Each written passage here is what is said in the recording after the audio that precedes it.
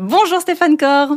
Bonjour Mégane. Plaisir de vous retrouver après cette petite pause estivale. Vous êtes notre spécialiste du numérique. On est parti pour une nouvelle saison ensemble.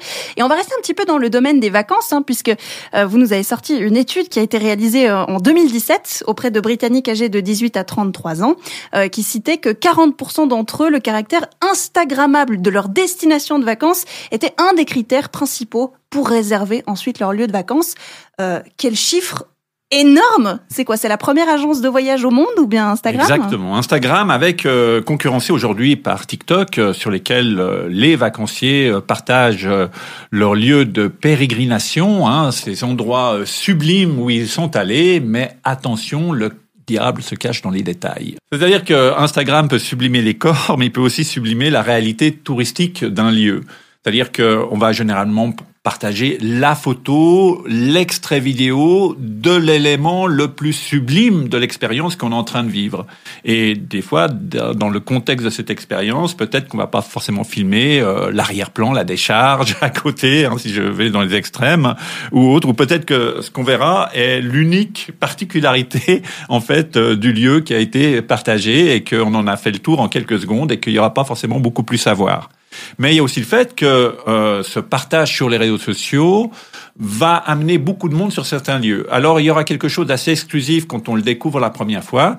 Et malheureusement, après quelques partages sur les réseaux sociaux et une popularité qui augmente, il y aura plus vraiment d'exclusivité et on va être un nombre impressionnant sur le lieu en question et donc ne plus bénéficier de tout ce qu'on avait ressenti à travers le partage de l'image ou de la vidéo.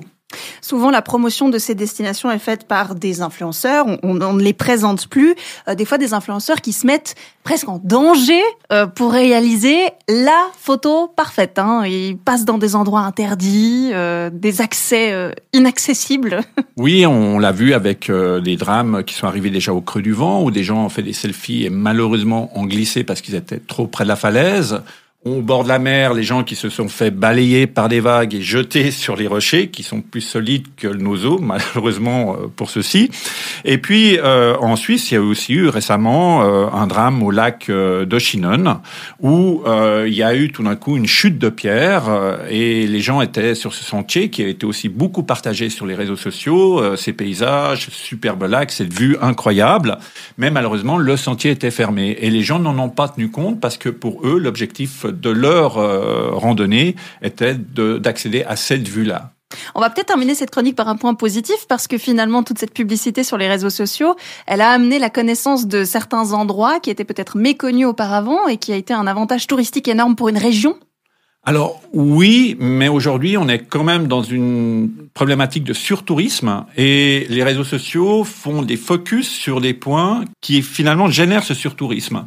Donc c'est positif au tout début et ça devient très vite négatif et tout d'un coup il y a des mesures de restriction qui doivent être prises comme auprès de, je crois que c'est le lac de Bienne, je sais plus, où on a dû mettre un tourniquet payable à 5 francs, je sais plus, en Suisse allemande, je sais plus le lieu, parce qu'il y a une scène apparue dans un film diffusé en Asie si je ne m'abuse.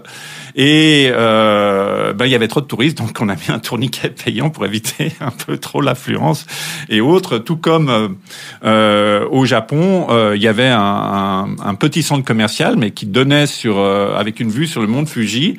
Et là, ils ont mis des panneaux pour plus qu'on évite l'affluence touristique qui dégradait le site, qui posait des problèmes de circulation, etc.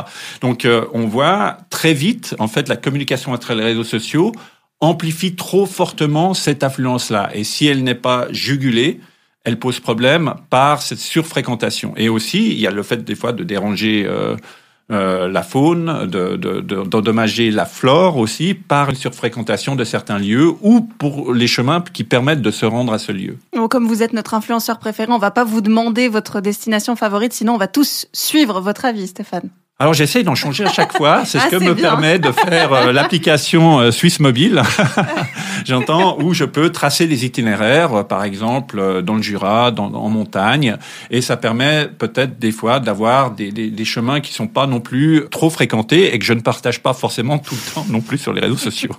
Gardez un petit peu de vie privée. Stéphane Cor, merci, à la semaine prochaine. Merci.